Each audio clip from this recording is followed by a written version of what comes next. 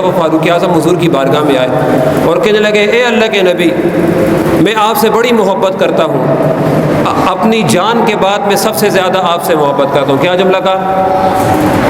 پہلے اپنی جان سے کرتا ہوں، پھر اس کے بعد آپ سے محبت کرتا ہوں۔ تو جیسے یہ بات کی نا، قرآن کی آیت نازل ہو گئی، قل ان کان آباؤکم وابناؤکم واخوانکم وازواجکم وعشیرتکم واموال اقترفتموها وتجارۃ تخشون کسادها۔ سورہ توبہ کی آیت نازل ہو گئی کہ اے حبیب آپ فرماؤ ان کان آباؤکم وابناؤکم، مفہوم اس آیت کریمہ کا آپ کو سمجھا دیتا ہوں کہ اے حبیب آپ فرماؤ تم اس وقت تک پکے مومن نہیں ہو سکتے جب تک تم اپنی جان سے زیادہ مجھ سے محبت نہ کرو۔ اس لیے حضور سے محبت ایمان کا حصہ ہے۔ اگر کوئی حضور سے محبت نہیں کرتا تو اس کا ایمان کامل نہیں ہے۔